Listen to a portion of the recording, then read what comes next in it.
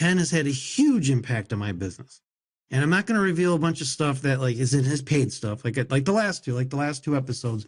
I'm just going by things you can easily observe and readily observe, and things they've taught for free, and or maybe one in an $8 book or something. But not. I want you guys to buy these guys' stuff. That's the whole point. So these are all like not so disguised sales pitches, I guess, for getting on their list and buying stuff. But the Ken McCarthy is to me, he's up there. He's one of my Mount Rushmore guys. And I'll tell you what, the big thing he teaches, and this is the amazing thing, because remember we interviewed him, Jonathan, for the incarnation of the show when it was the Ben Settle Antipreneur Show. We interviewed him, and we wanted to sell his copywriting course as an affiliate, which we did, and quite successfully. And I remember asking him, did a whole episode just about this one part that he teaches, and that is this idea of positioning. With the right positioning, 80% of the battle is absolutely won for you. If you have the right position, you do not have to be the best at what you do. You don't have to be the most well-known. You don't have to have necessarily the best quality product or service. I mean, you should have a high-quality product or service, but there's always going to be someone better, or if someone has a better mousetrap. With positioning, you're better positioned. It's not unlike, I like to use these Wing Chun, Jonathan, these Wing Chun examples for Kung Fu. It's not unlike Kung Fu. Yeah. If you have the best positioning in a fight, you're probably going to win. I mean, because you're the best position. Other people, they're off balance. Gravity's not their friend at that point. They're easily to push over. They're easy to grab and bring in and whatever. If you have the best positioning, you're way ahead of the battle. And I'll give you a real life example of this. When I knew I was going to do my Copy Slacker product, I knew I was going to teach. I knew it was going to be the 5 things I teach and everything. I knew it was going to be about that. I didn't know how I wanted to position it, though. It's because, everyone has a copywriting course out there, right? So, like, what makes mine any different? Other than my name to my own list, okay, that's fine, but what about other people? And I thought, and then one day I just happened to be it was just timing was on my side, Jonathan. There's just no other way. God was looking out for me. God was looking out for your humble host here. When I was creating that product, or right before I started creating it, Ken interviewed me for his site. Like, he was doing this fundraiser thing for a guy who passed away and his family needed some money because this guy died literally just out of the blue, and he was a great SEO guy apparently, and he just died really young, and Ken wanted to help the family out, so he interviewed a bunch of us, and I was one of the people he interviewed. Well, anyway, one of the things when he was introducing me, Ken says, Ben is like a slacker. He gets up, he writes some director copy, and then he plays. And I go, that's my angle, the copy slacker. Like, I did not invent this. Like, I did not dream it up. I did not any of it. I simply did what he taught, which is to keep your antenna up all the time for ways to position yourself uniquely, which I did. It just happened to come from him. And I remember he got a kick out of it when I sent it. I said, look, check out what I did. I learned this all from you, copy slacker, because you said slacker, and that was my unique angle. And so there's an example. The title alone gives me a unique position in the pantheon of copywriting programs out there. And so it is. And it's just like, if you have the right positioning, you're just so ahead of the game. Think like when people blow their nose, a lot of people just reflexively say, give me a Kleenex, right? Even though it's a tissue. It's because that brand is just positioned in our minds. Or people think that Swiss bank accounts, if I'm going to have money in a safe place, Swiss, even though that's not the best place, but they're just positioned as the best. And so that's the whole point. If you have the best positioning, you are like in front of the moving parade.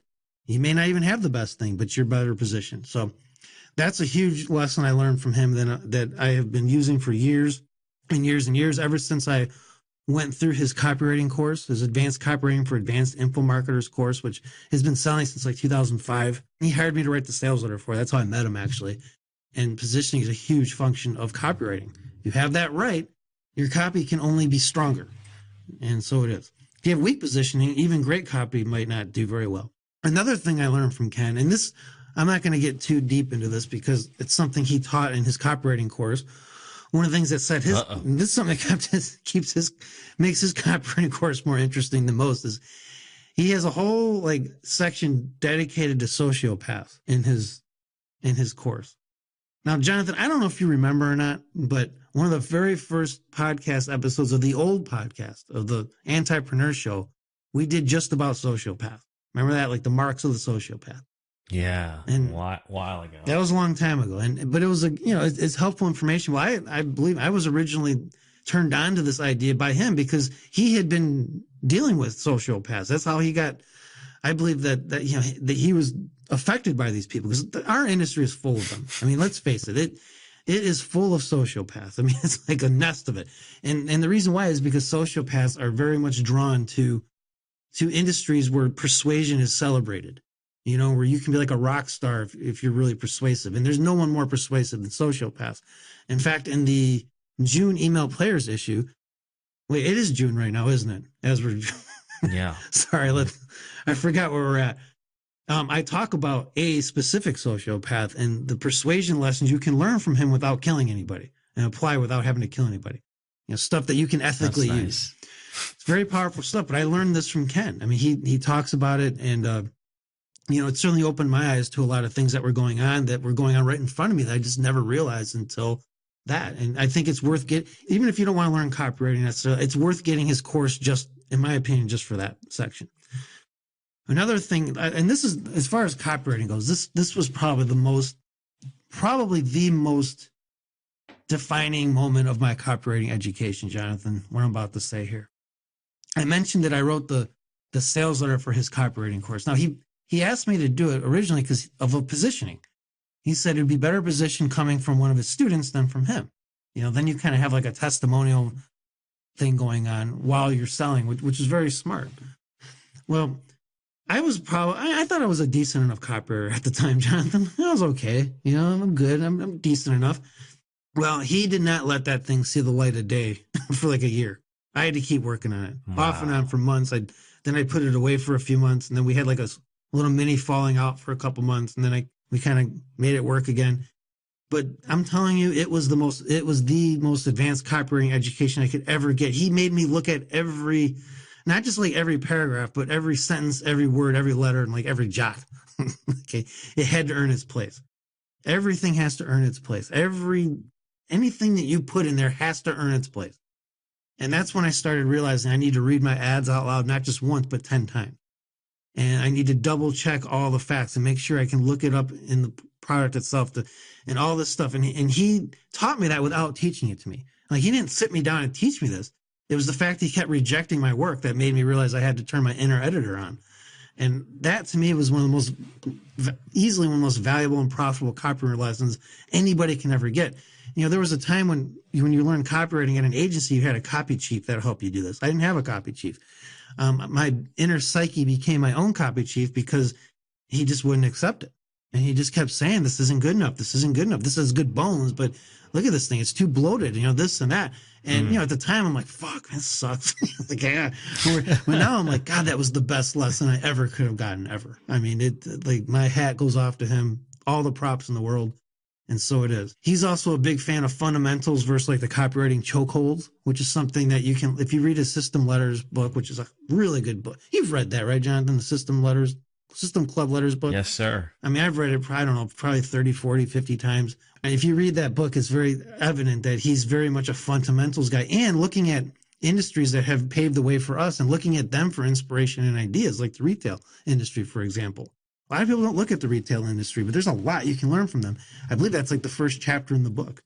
And so he's very much a fundamentals and principles guy. I learned how to actually create an info marketing business from him, from his advanced copywriting course, because he talks about that.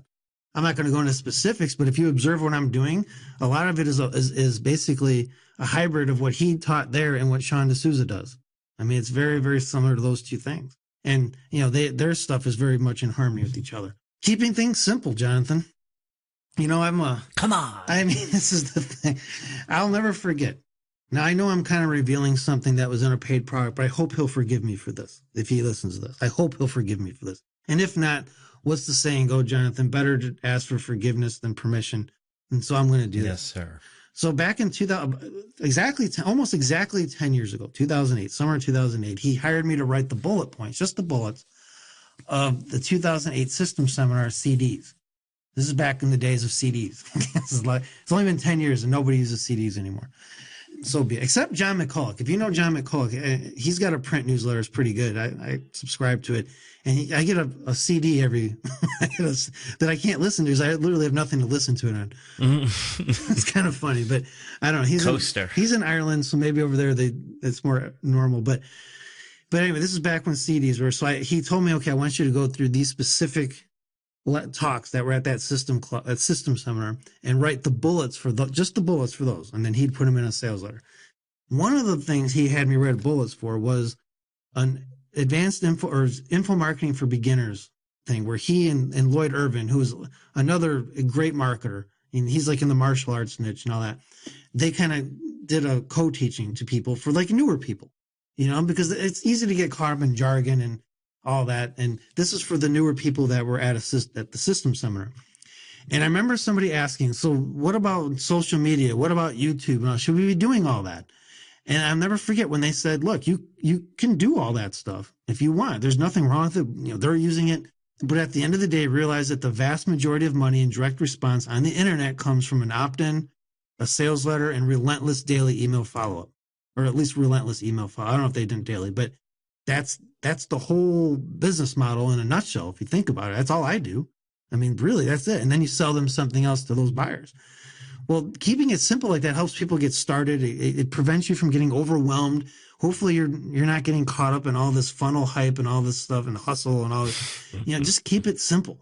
And by doing that, I was able to build a business that has surpassed 7 figures in sales. Just me, no assistant. I don't even have a cupcake, Jonathan. I don't even have a cupcake. No cupcake. I have no cupcake. I have no assistant, none of that.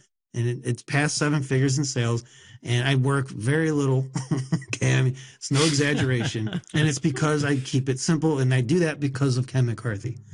Because of this great man, Ken McCarthy, who's taught me so much, along with Matt Fury and Gary Bensabenga. He taught something last year that was so powerful. And he did this on his blog. Just go to Ken McCarthy /blog and you can read this. I believe it came out last fall or something. And he talked about the importance of becoming the Amazon of your market, or basically being the Sears catalog of your market. He was talking about the Sears catalog and why the Sears model kind of died and was replaced by Amazon. But then he said something that was so profound. He's like, you be the Amazon of your market. Doesn't mean you have to be $1 billion company. It means you find the things that your market, that your customers need, that you're not providing right now, or maybe as an affiliate or something, and you start surrounding yourself with those products. And so you can keep offering them new stuff to buy. Now, this sounds like marketing 101, but how many people really do this, right? Like, this is not many. It just doesn't happen. I've been implementing this stuff all year now. This is what I'm anyone who's an email player subscribers know I'm doing this now. You see, I've been creating certain products that I don't directly teach otherwise, but that are related to email, and I make it about email. So I have like one for, getting clients, and I have a product about creating a lifestyle. I'm creating a product now about how to launch products and use what I teach with email with affiliate marketing. So it's all related. A lot of the stuff is not going to be sold to the masses, but only to my buyers. And it's kind of like, once I get you in my store, I want to start selling you other things that you're likely to buy that I can offer. It sounds very basic, but I guarantee most of the people who are rolling their eyes right now, think that they're too good for this kind of stuff, probably haven't even gotten their first offer off the ground yet. But this is what I'm talking about. I highly recommend going to kenmccarthy.com and finding that blog post. It was probably about a little over a year ago, depending on when you're listening to this, and read all of his other stuff. Get his System Club Letters book. It's, $19. It's my all-time favorite overall business book. I can tell you that right now. And if you have the funds, get his copywriting course. Very good. It's a lot of fundamentals. You're not going to learn a bunch of sexy bells and whistles and chokeholds, as he would say. But this is the raw stuff that you go through, and you're going to get good. And the more you do it and the more you apply it, the better you're going to get. So Ken McCarthy is my third Mount Rushmore. The first was Matt Fury, second Gary Bensabenga, and now Ken McCarthy. No specific order. I just kind of randomly put these in order. They've all had huge impacts on my business, and any success I've had, I lay at their feet. And next week, we're going to talk about the last and final one on my Mount Rushmore, and I will save that name, although I'm sure many people can guess who it is, for next week. All right. Another BenSettle.com podcast is in the can. Be back next week.